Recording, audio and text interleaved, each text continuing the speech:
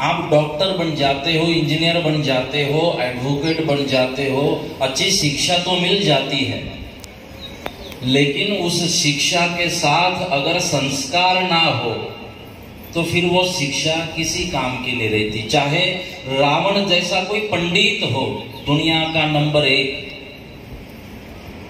प्रकांड पंडित हो, लेकिन उसे भी जो शांत शीतल संयमी जो राम थे, उनको शस्त्र धारण कर उसकी हत्या करनी पड़ी। तो कोई मतलब नहीं था कि वो प्रकांड पंडित है, क्योंकि संस्कारों की कमी थी। जैसे आपने उसको याद किया, संस्कारों की कमी के कारण उसे हटाना पड़ा, जीवन शून्य बना। लेकिन उसी चरित्र में भगवान श्री राम के देखिए, मां शबरी को याद करिए, उसी चरित्र में केवट को याद करिए, उसी चरित्र में गीध को याद करिए, जटायु को। केवट के पास कौन सी शिक्षा थी, लेकिन संस्कार थे। मां शबरी के पास कौन सी शिक्षा थी, कहा गई थी मां शबरी, लेकिन संस्कार थे। गीध था तिर्यक योनि में, जटायु कौन सी शिक्षा प्राप्त करी थी, लेकिन संस्कार थे, पुरुषार्थी था। मां शबरी श्रद्धावान थी, जटायु विश्वासु थे, श्रद्धालु थे। तो हमारी विजय बस शिक्षा से नहीं होती, उसके साथ संस्कारों की भी जरूरत होती है। मेरे भगवान श्री कृष्ण, जिनके गुरुजी के नाम से यहाँ पर ये विद्यालय की शुरुआत हो रही है, गुरुकुल की शुरुआत हो रही है, जब पता चला कि अपने गुरुदेव आ रहे हैं सांदीपनी, तो भगवान श्री कृष्ण ने जो रथ बनाया था, सेवकों ने जो तैयारी करी थी, उस रथ से घोड़े हटाए और खुद उस रथ को अपने कंधों पर रखा, अपने गुरुजी को बिठाया रथ पर और खुद रथ चला रहे हैं। क्या कृष्ण भूल चुके थे कि मैं जगदाधार आनंद कंद ब्रह्मानंद हूं, मैं इस सृष्टि का चालक हूं? क्या कृष्ण भूल चुके थे? लेकिन नहीं, हमारे हृदय में विराजमान चैतन्य स्वरूप परमात्मा श्री कृष्ण वो प्रकट होते हैं और प्रकट होकर गुरु की महिमा को बढ़ाते हैं। हम सब के लिए भगवान श्री राम चैतन्य पुरुष है, जगत पिता है, लेकिन फिर भी एक पति, आदर्श पति कैसे होना चाहिए, इसके लिए जब हरण हो जाता है मां सीता का, तो आंसुओं की धार रोते हैं। शायद संवाद आपने कथा में सुना हो कि मां पार्वती भगवान शिव को कहती है, क्या ये श्री की आसक्ति में रोने वाला आपका भगवान है? तब जाके भगवान महादेव कहते हैं, जाके परीक्षा तो करो। तब मां पार्वती सीता के स्वरूप में पहुंचती है। जैसे श्री राम के सामने पहुंचती है मां, तो भगवान राम कहने लगे, मां भवानी, आप क्यों इस स्वरूप को धारण कर मेरे सामने खड़ी हो? मैं आपको जानता हूं। और तब मां पार्वती को पता चला कि यह साधारण पुरुष नहीं है। फिर महादेव जी कहते हैं, क्या रोने से आपने समझ लिया कि ये साधारण है, पत्नी के मोह में आसक्ति में रो रहा है? नहीं पार्वती, ये मेरा भगवान है और दुनिया को बताने के लिए राम बनकर एक आदर्श पति कैसे होना चाहिए, कितनी पत्नी की चिंता करनी चाहिए, ये बता रहे हैं। एक आदर्श प्रस्तापित कर रहे हैं। भगवान श्री राम का जो कार्य, आदर्श प्रस्तापित करने मेरे भगवान श्री राम का प्रागट्य है। आदर्श को प्रस्तापित करने मेरे भगवान श्री कृष्ण का प्रागट्य है। कितनी करुणा, कितना आदर्श और सम्मान अपने गुरुदेव के प्रति। मेरे गुरुदेव का रथ कोई घोड़ा चलाएगा और उस घोड़े को अश्व को पुण्य मिलेगा, मेरा पुण्य तो अश्व ले जाएगा। नहीं, पुण्य तो मुझे प्राप्त करना। अपने कंधों पर रथ लिया और गुरुदेव का स्वागत किया। इसका कारण क्या था? इसका कारण था वो किसी स्कूल में नहीं, वो गुरुकुल में पढ़े थे भगवान श्री कृष्ण। राम का चरित्र, जब आदर्श शब्द को आपको स्थापित करना होता है, स्मरण करना होता है आदर्श स्वरूप में, जैसे आदर्श पिता, आदर्श पुत्र, आदर्श भाई, आदर्श जो भी आपको बात रखनी होती, भगवान श्री राम को, मर्यादा पुरुषोत्तम श्री राम को हम याद करते कि वो स्कूल में नहीं, वो गुरुकुल में पढ़े थे, वो वशिष्ठ जी की आज्ञा में पढ़े हुए। गुरुओं की परंपराओं ने इनको आदर्श स्वरूप में प्रस्तापित किया। इसलिए जो पत्थर होता है, वो पत्थर जमीन, उसके ऊपर पैर भी रखा जाता है, लेकिन किसी शिल्पकार के हाथ में पत्थर जाएगा तो शिल्पकार उस पत्थर में से जो बगैर जरूरी हिस्सा है उसे हटाएगा और उस पत्थर में से एक मूर्ति का निर्माण करेगा, जिस मूर्ति के चरणों में पूरा समाज मस्तक रखता है, मत्था टेकता है। क्योंकि उस फायदा ये हुआ उस पत्थर को कि वो उसने अपने आप को किसी शिल्पकार के हाथों सौंप दिया। इसी तरह स्कूल तो बहुत है, आज गुरुकुल की जरूरत है, विद्यालय की जरूरत है, जहां मां सरस्वती की साधना होती है। इसलिए यहाँ बच्चे शिक्षित ही नहीं सुशिक्षित बनेंगे। यहाँ की हर बाला राधा बनेगी और हर एक कृष्ण बनेगा। यहाँ से जो भी बाहर निकलेगा इस गुरुकुल से, मुझे विश्वास है ये वृंदावन की धरती है, यहाँ पूज्य बापू जी की अनुभूति की ये धरती है। यहाँ पूज्य बापू जी ने पूर्णिमा के दिन यहाँ पर रास का अनुभव किया है, इसलिए वृंदावन धाम इसे नाम हुआ। ये भूमि में एक अलग सा वाइब्रेशन है, पॉजिटिव वाइब्रेशन। इसलिए हर एक बाला यहाँ राधा बन के उभरेगी और हर एक बालक जो है कृष्ण बन के उभरेगा। और आज इस देश को, इस दुनिया को आज कृष्ण की ही जरूरत है, कृष्ण के विचारों की जरूरत है, उस आक्रामकता की जरूरत है, उस तत्वज्ञ स्वभाव की जरूरत है। इसीलिए आज इन गुरुकुलों की बहुत ज्यादा आवश्यकता है। जब हम इसे पढ़ रहे थे जानकारी पत्र को, तब हमने बाबा जी को पूछा कि आपने इसमें बहुत ही कम इसका ये रखा है मूल्य, क्योंकि आप इतना कम फीस जिसको हम कहते हैं ये लेकर एक, क्योंकि आपको संस्था भी चलानी है और बहुत सारे खर्चे होते हैं, कैसे आप चला पाओगे। तो बाबा जी ने कहा रखे थे हमने, लेकिन फिर भी मैंने सोच सोच के बहुत कि जितना कम हो सकता है उतना हमने उसको कम कराया। लेकिन आप विश्वास करिए, रखिए कि यहाँ जो भी फीस आपसे ली जाएगी उसका परिणाम भविष्य में जरूर आपको मिलेगा। क्योंकि आज घर घर में पानी तो है, लेकिन बाप को जब तरस लगती है ना, पाली पिलाने का संस्कार जिसके अंदर है, ऐसे बच्चों की आज कमी है। घर में आज भंडार तो भरपूर है, पैसा है, खाना पीना बहुत है, नहीं है तो सरकारें भी दे रही है सबके पास इतना है कि हम उस धान्य को अभी दे भी दे रहे, बेच भी, इतना ज्यादा हो रहा है, भंडार है। लेकिन जब भूख लगेगी तो माँ बाप को रोटी खिलाने वाला संस्कार जिस बच्चे में है, उन बच्चों की आज कमी समाज महसूस कर रहा है। मेरे देश की परंपरा नहीं है कि वृद्धाश्रम बने और गौशाला बने, लेकिन आज गौ माता के लिए भी गौशाला बनानी पड़ती है और माँ बाप के लिए वृद्धाश्रम बनाने की जरूरत आन पड़ी है। क्यों? क्योंकि गुरुकुलों की कमी, जहाँ गुरु के प्रति, राष्ट्र के प्रति, धर्म के प्रति, अपने माँ बाप के प्रति, परिवार के प्रति वसुधैव कुटुंबकम का जो भाव है वो आज किसी में दिखाई नहीं दे रहा। पहले एक घर में सारा परिवार रह जाता था, आज एक ही घर में सारा परिवार अलग अलग कमरों में रहता है, चाहे एक साथ रहकर भी सब विभक्त है।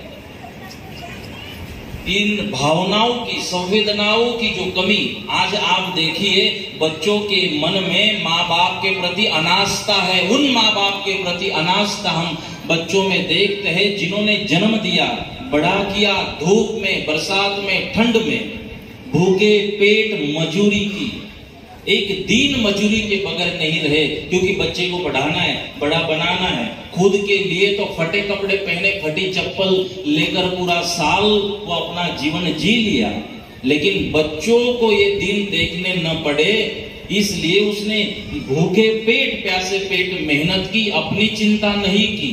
और वही बेटा जिसलिए माँ बाप ने ये सारा किया था, बाप को बाप कहने के लिए तैयार नहीं है, माँ को माँ कहने के लिए तैयार नहीं है। क्यों? ये अनास्था आज के बच्चों में हम देखते हैं, क्योंकि गुरुकुलों की कमी। यहाँ पे बच्चे को बस यहाँ शिक्षा ही नहीं दी जाएगी, शिक्षा के साथ राष्ट्र के प्रति, धर्म के प्रति, माँ बाप के, परिवार के प्रति संवेदना जगाई जाएगी, गुरुओं के प्रति संवेदना, एक श्रद्धा जगाई जाएगी।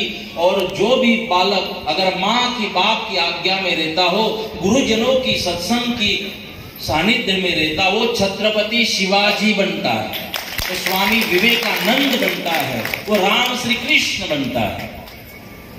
इन्हीं चीजों ने शिवाजी को छत्रपति बनाया, माँ के आदर्शों ने, माँ की आज्ञा में रहे थे। आज हमें छत्रपति शिवाजी का चरित्र सुनने की बड़े मजा आती है, आनंद आता है, लेकिन सुनने वाले और सुनाने वाले भी भूल जाते हैं कि वो माँ के संस्कारों का परिणाम है।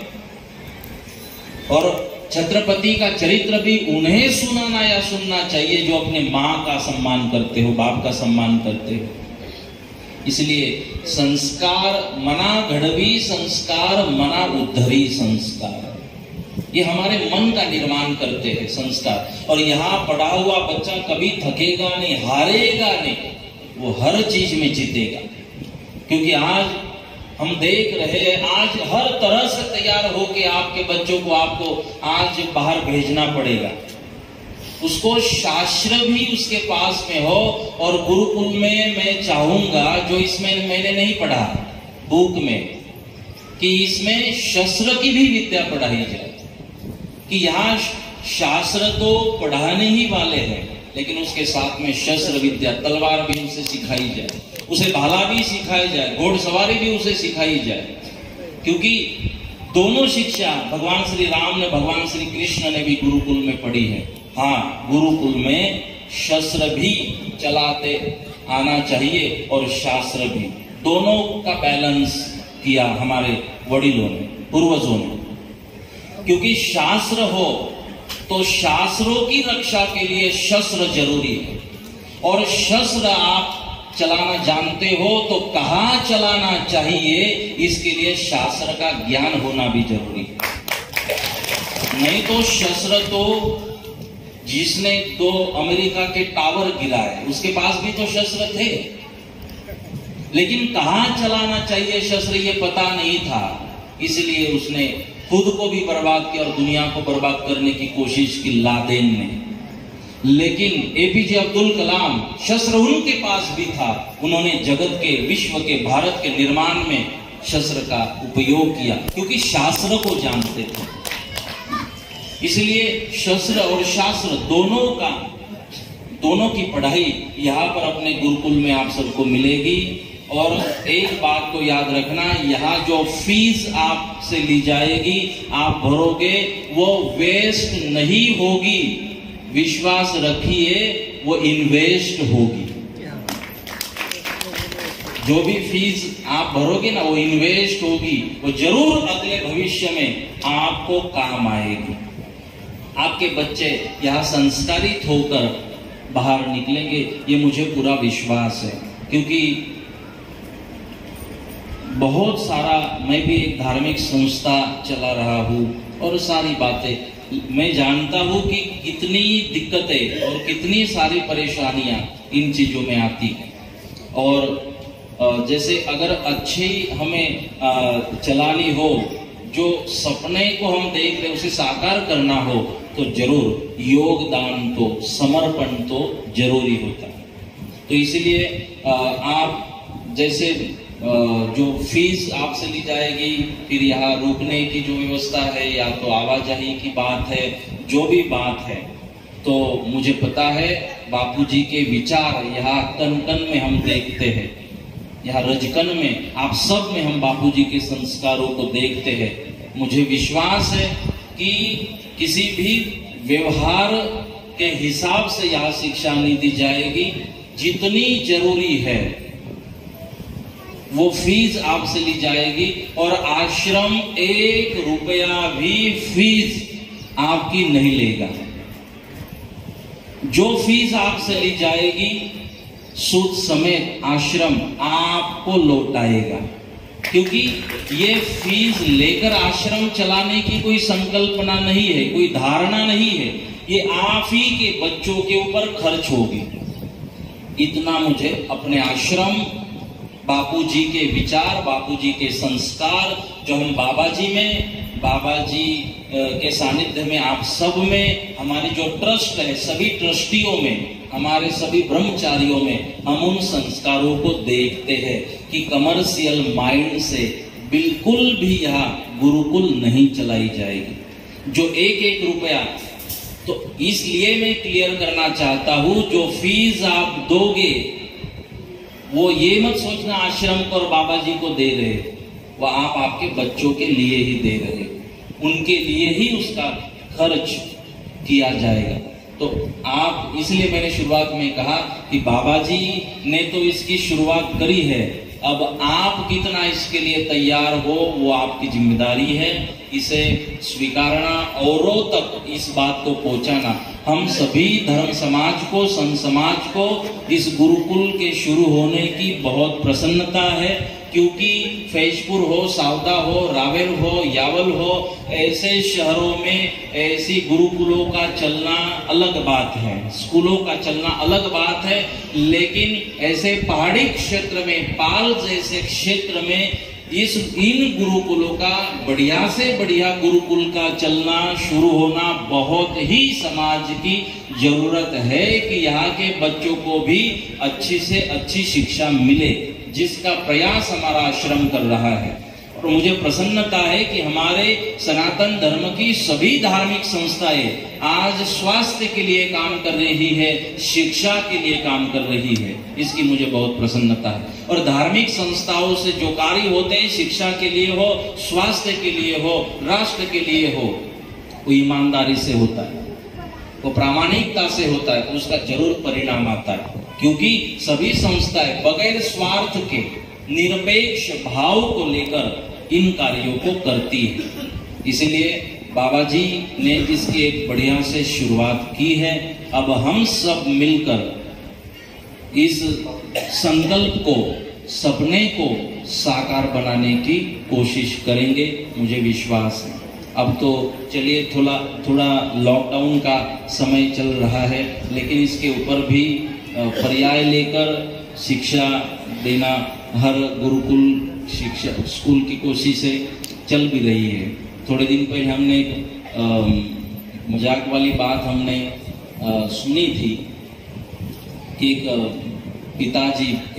बालक के पिताजी मिले और पिताजी ने कहा कि महाराज जी, आपके बातों से तो हमें अनुभव नहीं हो रहा था कि भगवान है, लेकिन बोले मुझे अभी अभी अनुभव हुआ कि हाँ, दुनिया में भगवान है।